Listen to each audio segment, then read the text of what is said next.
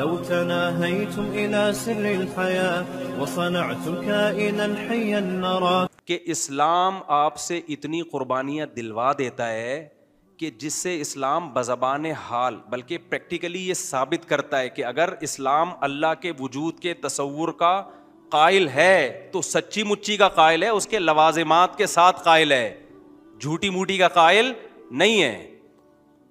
سمجھتے ہو کہ نہیں سمجھتے؟ مثال کے طور پر آپ نے ویسے کہہ دیا وسیم بھائی میرے ابا ہیں, بعض دفعہ مذاق میں کہہ دیتا ہے آدمی تو میرا باپ ہے, تو اگلا ٹریس کر رہا ہے کہ یار یہ سچی مچی میں بولا ہے یا جھوٹی موٹی میں بولا ہے, تو 2-4 دن میں پتہ چل جائے گا نا بیہیویئر سے. تو ہر مذہب کا دعویٰ ہے کہ ہم اللہ کو مانتے ہیں, ہم خدا کو مانتے ہیں, ہم بھگوان کو مانتے ہیں, ہم گاڈ کو مانتے ہیں, لیکن جب آپ ان کا بیہیویئر گاڈ کے ساتھ دیکھو گے تو آپ کو اس بیہیویئر سے پتہ چل جائے گا بھائی یہ گاڈ کو دل سے نہیں مانتے. ایسے ماننے میں نہ ماننے میں کوئی زیادہ فرق نہیں ہے. اسلام واحد مذہب ہے. جب محمد صلی اللہ علیہ وسلم آئے اور آپ سے پہلے جتنے پیغمبر آئے, موسیٰ علیہ السلام, ابراہیم علیہ السلام, یوسف علیہ السلام, یعقوب علیہ السلام نے اللہ کو کیسے مانا ہے, کیسا ساری زندگی صبر کیا, کس کو خوش کرنے کے لیے, اللہ کو. ہر بات میں کس کو لے کر آتے تھے, اللہ. اگر اللہ ان کی زندگی میں نہ ہوتا تو بیٹے کی جدائی پہ ایسا صبر نہیں کر سکتے تھے. اور امیدیں کیسی, اعلم من اللہ ما لا تعلمون, بھائی میں اللہ کے بارے میں جانتا ہوں جو تم نہیں جانتے. سب کچھ کس کی طرف سے ہو رہا ہے, اللہ کی طرف سے ہو رہا ہے. تو اللہ اسلام بھی جو اللہ کا انٹروڈکشن کرواتا ہے نا, وہ انٹروڈکشن سے اور اللہ سے جو ریلیشن قائم کرواتا ہے, اس ریلیشن کے بارے میں جو احکام دیے اس ریلیشن کو قائم کرنے کے لیے, اسے صاف پتہ چل جاتا ہے بھائی سچی مچی میں اللہ کو ماننے والا مذہب صرف اس وقت اسلام ہی ہے. کیونکہ اگر ماں باپ کے حقوق ہیں, دوستوں کے حقوق ہیں, تو اللہ کے سب سے زیادہ ہونے چاہیے. تو وہ غیر مسلم جو مسلمان ہوا نا, اس نے بتایا کہ سب سے پہلے تو 5 نمازیں ہیں بھائی. ہم اگر اللہ کو مانیں تو اللہ سے ریلیشن تو ہو. تو یہ اسلام ہے جو ہمیں 5 دفعہ مسجد میں لے کر آتا, اور لاتا کتنے بہترین اسٹائل کے ساتھ ہے. کیسے بہترین انداز کے ساتھ لاتا ہے اسلام. یہ بھی ہو سکتا تھا کہ خام خواہ کی قربانی دلوائی جاتی کہ 5 دفعہ تم نے الٹے لٹکنا ہے تاکہ پتہ چل جائے تمہارا اللہ سے کیا ہے, ریلیشن ہے. تو یہ بھی تو قربانی ہوتی کہ نہیں ہوتی, لوگ دلوا رہے ہوتے ہیں. فوج میں نا جب ہم جو NCC کی ٹریننگ کی ہے نا کالج میں, تو وہ فوجی صوبے دار ہمیں ٹریننگ دیتے تھے. تو وہ یہ ثابت کرنے کے لیے کہ میں آفیسر ہوں, بعض دفعہ خام خواہ میں ڈنڈ پہ لو بیٹھ کے, چلو بھائی اب فوجیوں میں ہوتا ہے نا تاکہ آفس کے آرڈر کو فالو کرنے کا جذبہ پیدا ہو. اب ڈنڈ پیل رہے ہیں, ہمیں پتا تھا بھائی یہ ڈپس لگانے پڑیں گے آپ کو, ٹھیک ہے نا. وہ کہتا ہے جب کھڑے ہو کر دوبارہ لگاؤ. تو یہ سکھایا جاتا ہے فوجیوں کو قربانی کا جذبہ پیدا کرنے کے لیے. تو اللہ میاں ایسے بھی کر سکتے تھے کہ بس الٹے لٹک جاؤ, ٹھیک ہے نا, 5 ٹائم. قربانی دلوائی ہے لیکن ایسے طریقے سے دلوائی ہے کہ اس میں ہمیں روحانی سکون ملے, اس میں ہمارا اللہ سے ریلیشن قائم ہو, اس میں ہمیں لطف اور مزہ آئے, ہماری دنیا بھی سدھر جائے اس سے. ہمیں حکم دیا سب سے پہلے فجر کی نماز رکھی تاکہ مسلمان صبح دیر سے اٹھنے والی قوم نہ بنے. اللہ میاں یہ بھی کر سکتے تھے کہ پہلی نماز 11 بجے, دوسری نماز شام 3:30 بجے, 4-5 نمازیں ایسے کر دیتے. جہلم والی سرکار نے تو کر دی, فجر رکھی ہے اور ظہر کے بارے میں بولا ہے کہ عصر سے 20 منٹ پہلے آپ ظہر عصر پڑھ لیں اور غروب آفتاب ہوتے ہی مغرب عشاء بھی اکٹھی پڑھ لیں. تو یہ عملی طور پر 2 نمازیں ہوئی ہیں, ٹھیک ہے نا. 5 نمازوں کا مطلب ہوتا ہے اپنی تمام مصروفیات کو دوبارہ سے فارغ کر کے نماز کے لیے آنا. ظہر میں آپ سارے کام چھوڑ کے آتے ہو, پھر واپس چلے جاتے ہو, پھر عصر میں الگ سے آتے ہو, پھر واپس چلے جاتے ہو, پھر مغرب میں الگ سے آتے ہو, پھر واپس چلے جاتے ہو, پھر عشاء میں الگ سے آتے ہو. یہ 5 دفعہ قربانی دلوائی جا رہی ہے. اگر اس طرح سے نمازیں اکٹھی کرنے کا اسلام میں حکم ہوتا تو 3 دفعہ قربانی ہوتی, 5 دفعہ قربانی نہیں ہوتی. دیکھو ہم ظہر سے پہلے 4 سنتیں پڑھتے ہیں اور 4 فرض پڑھتے ہیں. ان سنتیں پڑھنے میں کوئی قربانی ہوتی ہے ہمیں؟ اس لیے کہ تو نماز کے لیے آئے ہوئے ہی ہیں نا. تو اگر ہم 4 فرض کے ساتھ 4 عصر بھی پڑھ لیں تو عصر کی قربانی تھوڑی ہی پھر یہ. تو 5 نمازوں کا مطلب ہی 5 ٹائم پہ آنا ہے. اس میں شاپنگ واپنگ ہی تو رکاوٹ بنتی ہے, اور آپ نے شاپنگ کے لیے کہہ دیا ہے اہل حدیث. حالانکہ اہل حدیث یہ مانتے نہیں ہے, لیکن یہ اس کی عادت ہے جہلم والی سرکار کی کہ کسی بھی مسلک میں کوئی بھی الٹا فتویٰ دے رہا ہوگا نا تو اس الٹے مولوی کو لا کے ہائی لائٹ کر کے مسلک کو بدنام کرنا. تو ایک اہل حدیث کا وہ چلایا کہ ایک اہل حدیث کہتے ہیں کہ میں جب 12:30 بجے شاپنگ کے لیے جاتا ہوں نا اپنی بیوی کو لے کے, تو 12:30 بجے ظہر کے ساتھ کیا پڑھ لیتا ہوں. یہ جہلم والی سرکار کا کلپ میں نے خود اپنے کانوں سے سنا ہے کہ 12:30 یا 12 بجے جیسے ہی ظہر کا وقت داخل ہوا تو ظہر کے ساتھ فوراً کیا پڑھ لیتا ہوں, عصر. حالانکہ قرآن میں سورہ نور میں اللہ کیا کہتے ہیں, رجال لا تلہیہم تجارۃ ولا بیع عن ذکر اللہ واقام الصلاۃ. مسجدوں میں ایسے لوگ ہوتے ہیں کہ ان کو تجارت اللہ کی یاد اور نماز سے غافل نہیں کرتی, بزنس ہی اللہ کی یاد. اور اللہ فرماتے ہیں مسجدوں میں ہوتے ہیں. پتہ چلتا ہے کہ کہاں آگے پڑھنی ہوتی ہے, جماعت سے بھی اور اپنے ٹائم پہ بھی. اور اسی شاپنگ کو آپ نے ذریعہ بنا لیا 2 نمازیں اکٹھی کرنے کا, اثر گول کر دیا آپ نے. یہ ہے تفقع اور بصیرت, سمجھتے ہو. اور اس نماز کا اجر خراب کیا ہے جس کی سب سے زیادہ تاکید قرآن بیان کر رہا ہے. تو خیر, تو کیسا ریلیشن ہے, جلدی سے بات کو سمیٹ کے میں ختم کرتا ہوں.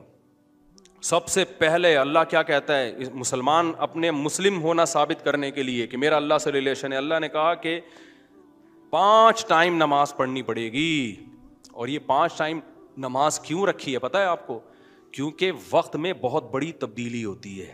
اللہ کہتے ہیں جب بھی اس کائنات میں بڑی تبدیلی ہوگی تو سب سے پہلے میرے سامنے سجدہ کرو گے, اس کے بعد اپنے کاموں میں لگو گے. تبھی تو قرآن کہتا ہے اقیم الصلاۃ لدلوک الشمس الی غسق اللیل, نمازوں کو قائم کرو دلوک شمس, سورج ڈھلکنے کے وقت, الی غسق اللیل, اور راتوں کے اندھیروں میں. تو غسق اللیل میں 2 نمازیں آ گئیں, مغرب اور عشاء. یہ دونوں رات کی نمازیں ہیں, لیکن ان دونوں کے اوقات میں بڑا فرق ہوتا ہے. مغرب میں فل اندھیرا نہیں ہوتا لیکن روشنی بھی نہیں ہوتی, بہت زیادہ وقت میں تغیر ہو جاتا ہے. اور غسق جو ہے لیل جب انتہائی درجے کی ہوتی ہے تو وہ عشاء کا وقت جب بالکل کیا ہو جاتا ہے, اندھیرا. آگے اللہ کہتے ہیں وقرآن الفجر, اور پھر فجر کا وقت بالکل ڈفرینٹ ٹائم ہوتا ہے. مغرب کا وقت باقی اوقات سے بالکل مختلف ہے, سورج ڈھل گیا, غروب ہو گیا, لیکن ابھی روشنی ہے, اندھیرا شروع نہیں ہوا. پھر گھپ اندھیرا ہو گیا. یہ کیا ہے, یہ بڑا تغیر ہو رہا ہے زمین کے اندر. تغیر سمجھتے ہو, تبدیلی, چینجنگ, آسان لفظ استعمال کرنا چاہیے مجھے بھی. بڑی چینجنگ آ رہی ہے ٹائمنگ میں, اور اس سے انسان کے جذبات میں اور احساسات میں بڑا فرق پڑتا ہے. ظہر کا تو فجر کا وقت بالکل ڈفرینٹ ہے, ابھی دن طلوع ہونے والا ہے. پھر سورج ہوتے ہوتے جب ڈھلکتا ہے نا, بالکل بلندی پہ پہنچ کے تیز تپتی ہوئی دھوپ ہوتی ہے جس کو اللہ دلوک شمس کہہ رہے ہیں. دلوک کہتے ہیں ڈھلکنا. تو سورج کا جو ڈھلکنا ہے نا, بلندی پہ جا کے لڑکنا نیچے, اس کو کیا کہتے ہیں. اس میں اللہ نے 2 نمازوں کا ذکر کر دیا, ظہر اور عصر. اس لیے کہ دلوک جو معتد بھی ہوتا ہے, گاڑی اردو پھر استعمال کر رہا ہوں, معتد بھی قابل ذکر دلوک, وہ ایک عصر میں ہوتا ہے, ایک ظہر میں ہوتا ہے. میں نے وہ کلپ ریکارڈ کروایا تھا نا عاقب سعید کو کہ 5 نمازیں اپنے ٹائم پر ہیں, اور یہ قرآن کی عیسائی سے ثابت ہے کہ نمازوں کے 5 ٹائم ہیں, 3 ٹائم کی نمازیں قرآن میں نہیں ہیں. تو اس پہ میں نے کہا تھا کہ دلوک شمس ہے نا, سورج کا ڈھلکنا, تو معتد بھی ڈھلکنا, قابل ذکر ڈھلکنا ایک ظہر کے وقت ہوتا ہے, ایک عصر کے وقت. کیونکہ عصر کے وقت 45 پہ آ جاتا ہے, اور ظہر کے وقت بلندی پہ جا کے ڈھلکتا ہے. تو اس کے نیچے کے لوگوں کے کمنٹس آئے ہوئے تھے کہ اگر قرآن کا یہ مطلب ہے ڈھلکنے کے وقت, تو پھر تو ہر وقت سورج ڈھلک رہا ہے. سمجھ میں آیا پاگل کسے کہتے ہیں. یہ ہیں مجتہدین, یعنی ان کا دعویٰ یہ تھا کہ 3 وقت ہیں نماز کے قرآن میں, ظہر ہے اور عشاء ہے اور فجر ہے. وہ 3 وقت سے یہ ثابت کرنا چاہتے ہیں کہ ظہر عصر ملا کے پڑھ لو اور مغرب عشاء ملا کے پڑھ لو. اصل میں 3 ٹائم ہے, یہ غلط ہے. دلوک شمس کا لفظ ہے قرآن میں, اور دلوک سے مطلق دلوک مراد ہے, اور مطلق سے فرد کامل مراد ہوتا ہے. جو معتد بھی, دیکھو فرد کامل کو میں مثال سے سمجھاتا ہوں. پہلے میں یہ جنہوں نے اعتراض کیا نا اٹھ پٹانگ قسم کا, ان کے اعتراض کا جواب دوں. یہ کہتے ہیں ہر وقت, واقعی ہر وقت تو دلوک ہو رہا ہے, لیکن اس کا تو کوئی بھی قائل نہیں ہے. ایسا تو 1 کروڑ نمازیں ہو جائیں گی.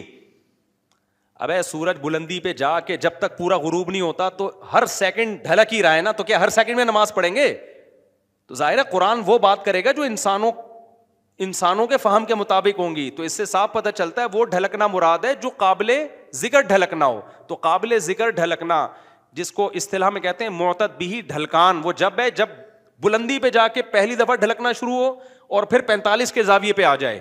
اس سے زیادہ ڈھلکان والی نماز حدیث سے ثابت بھی نہیں ہے. نہیں آئی میرا خیال ہے بات؟ تو مطلق سے فرد کامل مراد ہوتا ہے. اس کو میں مثال سے سمجھاتا ہوں. دیکھو میں آپ سے کہتا ہوں چائے لے کر آؤ, آپ برف ڈال کے ٹھنڈی چائے لے آئے, میں کہوں گا یہ کیا لے آیا؟ آپ کہیں آپ نے بولا تھا گرم چائے لاؤ. میں بولوں گا جب میں نے چائے کا لفظ مطلق بولا ہے, اس کے ساتھ کوئی گرم یا ٹھنڈے کی قید نہیں لگائی, تو اس سے فرد کامل ہی مراد ہوتا ہے. کامل فرد چائے کا کیا ہے؟ کامل درجے کی چائے کیا ہے؟ جو گرم ہوتی ہے, درمیانی درجے کا میٹھا ہوتا ہے اور مناسب سی پتی ہوتی ہے. میں نے آپ سے کہا چائے لے کر آؤ, آپ 6 چمچ زہر بنا کے نا پتیوں کے ڈال کے لے آئے, اور سب میں نے کہا یہ کیا لے کر آیا ہے؟ آپ کہہ رہے ہیں, آپ بول رہے ہیں چائے. میں کہا بھائی تو زہر بنا دی, تو آپ بولو آپ نے یہ تھوڑی کہا تھا نارمل چائے, آپ نے تو چائے بولا تھا, تو چائے میں تو کوئی بھی چائے.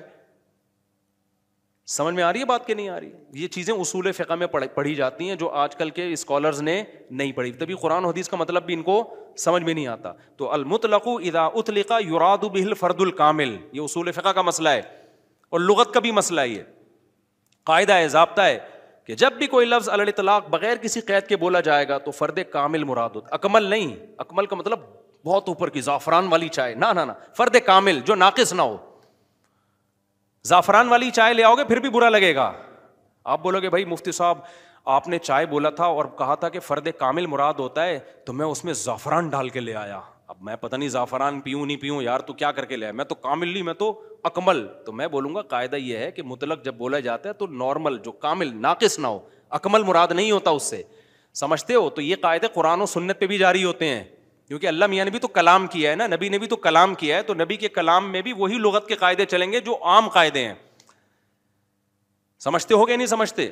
تو اب دیکھو قرآن کہہ رہے اقیم الصلاۃ لدلوک الشمس, سورج کے ڈھلکنے کے وقت. تو ڈھلکنے سے فرد کامل جو کامل درجے کا ڈھلکنا ہے, تو کامل درجے کا ڈھلکنا ایک جب بالکل بلندی پہ جا کے ڈھلکنا شروع ہوتا ہے, اس کو کہتے ہیں ڈھلکنا, پہلی دفعہ جب ڈھلکنا. اور دوسرا جب 45 کے زاویے پر جو عصر کے قریب کا ٹائم ہے, جس میں سورج میں تغیر پیدا ہونا شروع ہو جاتا ہے, تو یہ ڈھلکنا ہے. تو اب جب بھی زمین میں کوئی نیا ٹائم داخل ہوتا ہے نا, تو اللہ کہتے ہیں کیا کرنا ہے سب سے پہلے؟ اللہ کا شکر. تبھی علماء نے اصول فقہ کی کتابوں میں لکھا ہے کہ نمازوں کے جو اوقات ہیں نا, یہی نماز کا سبب ہے. سمجھتے ہو؟ اللہ میاں نے نمازوں کے اوقات کو نماز کا سبب بنا دیا. اب اس بات کو بھی سمجھو, اصل میں نماز کا سبب ہے اللہ کے احسانات. نماز جو ہم پڑھتے ہیں اس کا اصل سبب کیا ہے؟ اللہ کے احسانات. اب اللہ کے احسانات تو 24 گھنٹے ہیں, تو کیا 24 گھنٹے پڑھتے رہیں؟ ظاہر ہے اس میں حرج ہے. تو اللہ میاں نے کیا کیا؟ اللہ میاں نے بولا دیکھو شریعت کا ایک اصول ہے. ابھی کیا تمہیں پورا اصول فقہ بیٹھا کے سمجھاؤں میں, لیکن کیا کریں, سمجھائے بات سمجھ میں آتی نہیں. دیکھو شریعت کا اور کامن سینس کا بھی ایک اصول ہے کہ جب کسی, پہلے میں مشکل اردو میں سمجھاتا ہوں پھر ایکسپلین کروں گا. جب کسی حکم کا مدار کسی حقیقی سبب پہ رکھنا ممکن نہیں ہوتا نا, تو سبب ظاہر پر حکم کا مدار رکھا جاتا ہے. مشکل ہے مجھے پتا ہے, آسان کر کے سمجھا رہا ہوں. دیکھو ہم جو سفر میں 2 رکعتیں پڑھتے ہیں, اس کی اصل وجہ ہے مشقت. کیوں ہم 2 رکعتیں پڑھتے ہیں؟ بھائی ٹینشن ہے سفر میں. اللہ نے نماز کیا کر دی کہ بھائی سفر میں آدمی ایسے راحت میں نہیں ہوتا جیسے گھر میں ہوتا ہے نا. تو اللہ میاں نے کیا حکم دیا کہ بھائی کتنی پڑھنی ہے؟ 2 پڑھنی ہے. تو اصل جو وجہ ہے نا سفر میں 4 کی 2 جو اللہ نے کر دی ہیں, اس لیے کہ سفر میں آدمی اتنی خوشی اور راحت میں نہیں ہوتا بلکہ تھوڑی سی ٹینشن میں ہوتا ہے. لیکن اگر اللہ تعالیٰ یہ کہتے کہ ٹینشن ہی پر حکم کا مدار ہے, تو یہ ٹینشن کم ہونے کے بجائے بڑھ جاتی. وجہ اس کی ہے کہ ہم سوچتے رہتے پتہ نہیں مجھے سفر میں ٹینشن ہو بھی رہی ہے کہ نہیں ہو رہی ہے. بعض دفعہ لوگ سفر میں گھر کی نسبت زیادہ خوش ہوتے ہیں. آپ جا رہے ہو جہاز میں یا ٹرین میں, بڑا مزہ آ رہا ہے, آدمی کو یار اللہ میاں نے تو کہا تھا ٹینشن کی, اب تو ٹینشن نہیں ہو رہی. تو وہمی تو ویسے ہی بڑھ جاتا وہمیوں کا پروگرام نا.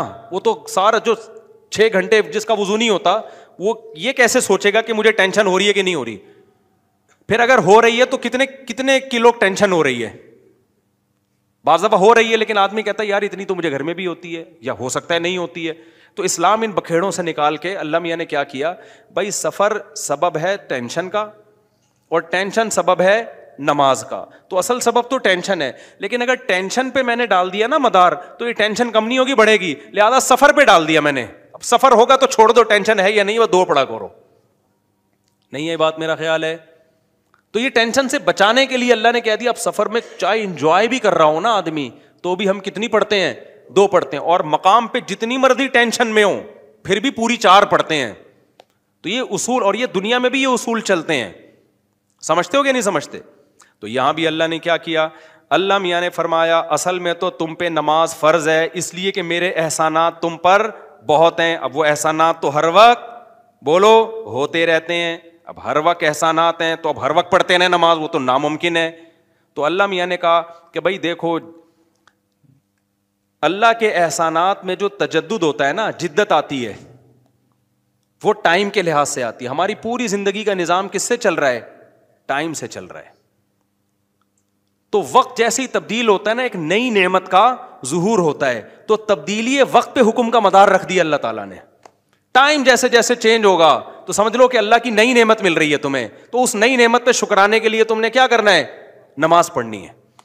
تو ٹائم چینج ہوتا ہے, اور تو ٹائم جو ہے نا, اب ٹائم تو 24 گھنٹے میں ہر سیکنڈ میں چینج ہو رہا ہے. تو وہی بات ہے, اللہ نے کہا ہر سیکنڈ میں چینج ہو رہا ہے, لیکن دلوک شمس والا ٹائم اور رات والا ٹائم اور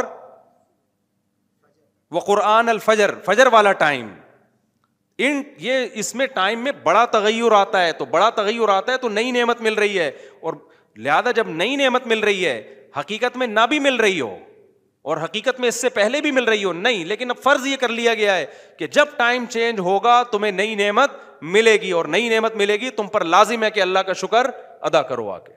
تو اس لیے علماء نے اس مسئلے کو بڑا اچھا سمجھا, اصول فقہ میں ایکسپلین کیا ہے کہ نمازوں کا جو سبب ہے نا وہ کیا ہے؟ اوقات کی تبدیلی.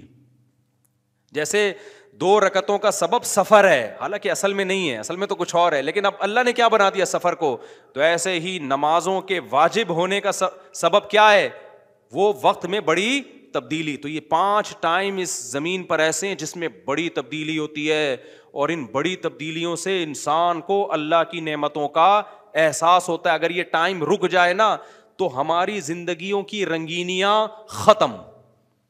صرف فجر ہی کا ٹائم ہو, ظہر میں جو الگ سی انسان کی فیلنگ ہوتی ہیں, عصر میں الگ فیلنگ ہوتی ہیں, مغرب میں الگ, انجوائے کرتا ہے انسان لائف کو. نہ ہر وقت اسے مغرب کا ٹائم چاہیے, اسے عشاء بھی چاہیے, لیکن ہر وقت عشاء نہیں چاہیے. اسے فجر کی بہاریں بھی چاہیے, لیکن ہر وقت فجر کی بہاریں نہیں چاہیے. اسے دوپہر کی چلچلاتی دھوپ بھی چاہیے, ہر وقت نہیں چاہیے. شام کی ٹھنڈی چھاؤں بھی چاہیے جو عصر کے ٹائم ہوتی ہے. اور کیسے سمجھائیں میرے بھائی, میرے پاس اس کے علاوہ تبھی تو 5 نمازیں, تو 2 نمازیں اکٹھی بیٹھی نہیں ہوتی, سمجھ رہے ہو, کیونکہ اوقات 5 ٹائم چینج ہوتے ہیں اور بڑی تبدیلی آتی ہے. تو 3 ٹائم کیوں پڑھ رہے ہو بھائی تم نماز؟ باقی قرآن و حدیث کے حوالے کیا ہیں وہ میں انشاءاللہ بھی ریئیکشن ریکارڈ کرواؤں گا, اس پہ وہ آ جائیں گے. تو میرے بھائی, تو یہ اسلام ہے جو ہمیں کہتا ہے کہ جب وقت میں بڑی تبدیلی ہوگی تو تمہیں اللہ کی نعمت کو واقعی ہوتا بھی ہے. آپ رات کو سو جاؤ ٹائم پہ, صبح صادق کا وقت جب ہوتا ہے نا, نیند پوری ہوتی ہے, خدا کی قسم دل میں ذرا سی بھی اللہ کی محبت کا جذبہ ہونا تو انسان کے دل میں اللہ کی محبت کی چنگاریاں پیدا ہوتی ہیں صبح کے ٹائم کو دیکھ کے, کہ میرے رب نے مجھے رات کو سلا دیا اور بالآخر اب سورج دوبارہ سے نکل کے اپنی ذمہ داری پوری کرنے والا ہے. دل چاہتا ہے اللہ کو راضی کروں, اٹھوں, میں اللہ کے سامنے جاؤں. ہم تو پوستیوں کی طرح, میجورٹی تو سوری ہوتی ہے نا, اٹھتی 12 بجے ہے کم وقت, اس کو کیا پتا. ہوا و حرص والا دل بدل دے, میرا غفلت میں ڈوبا دل بدل دے.